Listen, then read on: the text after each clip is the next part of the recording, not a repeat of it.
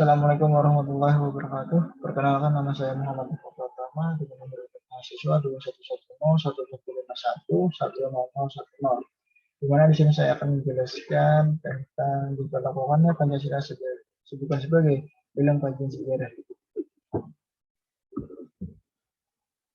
Pancasila dalam kajian sejarah bangsa Indonesia, kita tahu bahwa Pancasila sebagai dasar negara dari Negara Kesatuan Republik Indonesia yang telah diterima secara luas.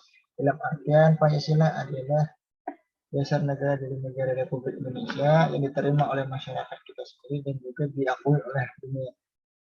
Nah, sejarah Pancasila bangsa Indonesia diantaranya yang pertama ada di era sebelum kemerdekaan, era kemerdekaan, era Orde Lama, era Orde Baru, dan era reformasi.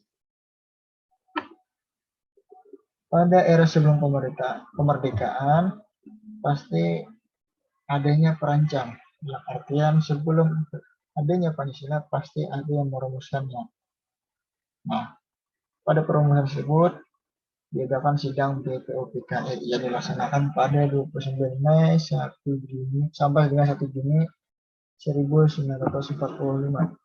Ada 3 yang merumuskan Pancasila, yakni Mr. Muhammad Amin, Profesor Dr. Soekarno, dan Presiden Soekarno.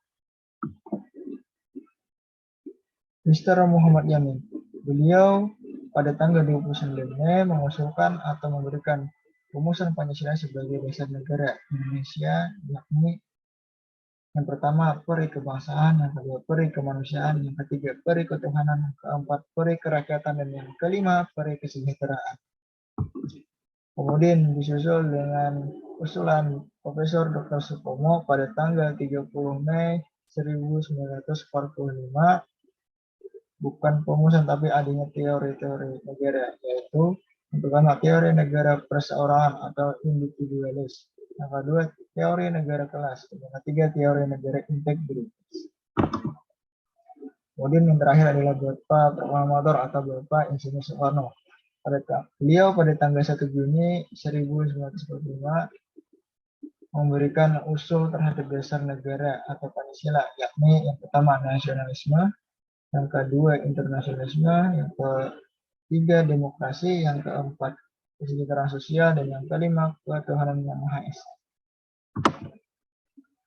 Nah, pada era kemerdekaan sendiri, ketika Jepang hancur akibat dibom oleh Amerika Serikat di Nagasaki dan Hiroshima, BPUPKI berubah nama menjadi PPKI dan melaksanakan kemerdekaan Indonesia pada tanggal 17 Agustus 1945.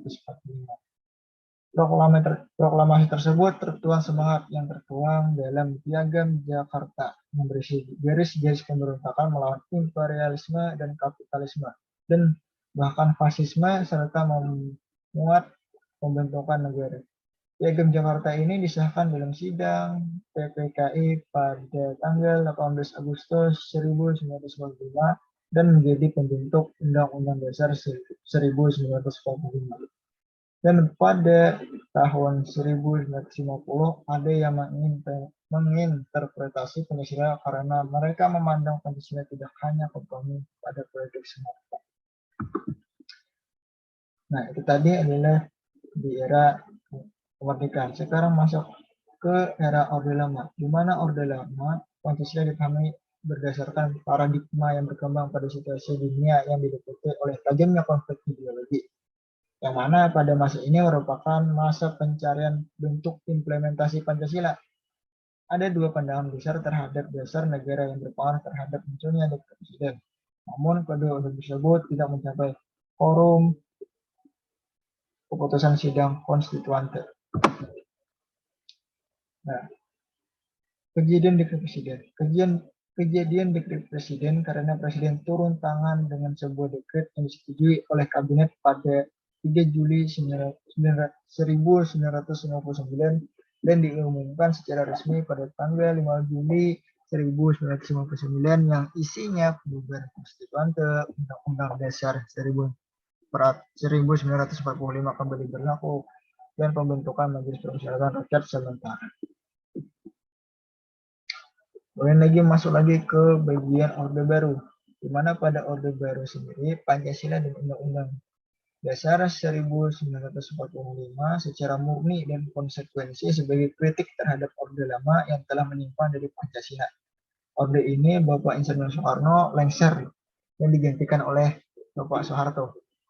Pada tanggal 1 Juni 1967 merupakan Hari Pancasila, Soeharto menyampaikan bahwa Pancasila mengalami ujian zaman dan makin belit terkait tekad kita dalam mempertahankan Pancasila.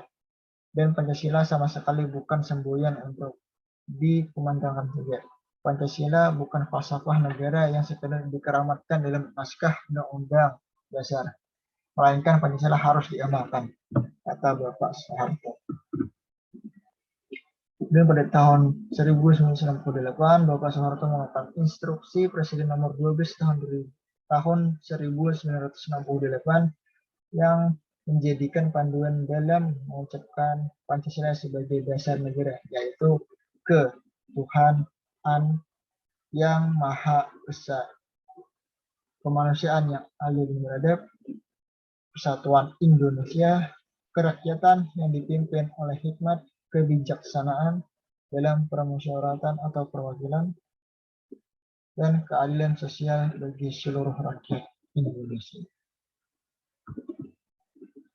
Nah, untuk era reformasi sendiri muncul dari koreksi dari Orde Lama juga, yang mana berupaya mengoreksi penyelewengan yang dilakukan oleh Orde Baru. Hak rakyat dikembangkan dalam tataran elit maupun dalam tataran rakyat. Pancasila seharusnya sebagai nilai dasar moral etnik bagi negara dan pelaksanaan negara dalam kenyataannya digunakan sebagai alat legitimasi politik. Dan puncaknya ditandai dengan hancurnya ekonomi nasional. Dan juga Pancasila juga pada era reformasi sebagai ideologi yang reformasi dinamis dan terbuka, yang memberikan penjelasan atas kompleksitas realitas sebagai manusia personal dan komunal dalam bentuk bangsa. Itu tadi pada era reformasi. Lalu bagaimana Pancasila sebagai kajian dalam sejarah bangsa Indonesia? Nah, Pancasila sebagai identitas bangsa Indonesia.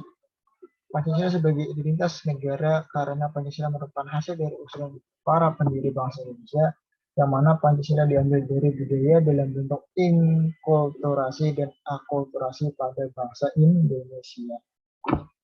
Kemudian Pancasila sebagai kepribadian bangsa Indonesia dan sebagai jiwa bangsa Indonesia sendiri. Pancasila sebagai kepribadian artinya nilai-nilai Pancasila yakni ketuhanan, kemanusiaan, persatuan, kerakyatan, dan keadilan diwujudkan dalam sikap, mental, dan tingkah laku serta amal perbuatan sehari-hari kita.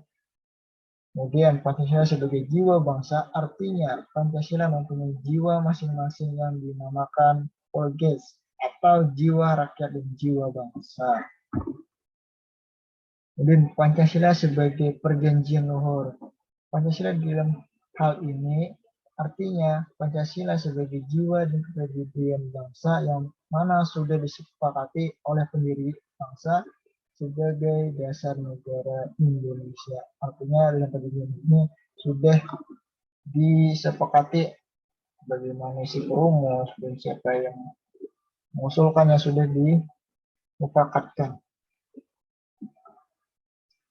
Kemudian sumber historis dan sosiologis serta politis Pancasila.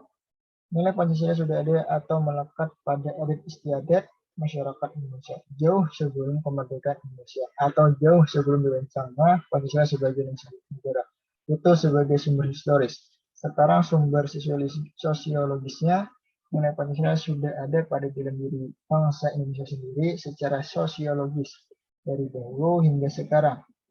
Contoh sesederhananya adalah gotong royong. Kemudian sumber politis Pancasila. Bagaimana nilai Pancasila terkandung dalam budaya dan pengalaman bangsa Indonesia, termasuk hubungan dengan bangsa lain. Nilai Pancasila misalnya nilai kerakyatan yang menjiwai demokratis. Nah, kemudian dinamika dan tantangannya. Apa saja dinamika pada Pancasila dalam kajian sejarah bangsa Indonesia, yakni bangsa Indonesia mengalami pasang surut dalam pemahaman dan pelaksanaan nilai-nilai Pancasila. Tantangan pada Pancasila dalam kajian sejarah bangsa Indonesia yakni meletakkan Pancasila tidak dalam posisinya sehingga Pancasila menyimpang dari kenyataan hidup.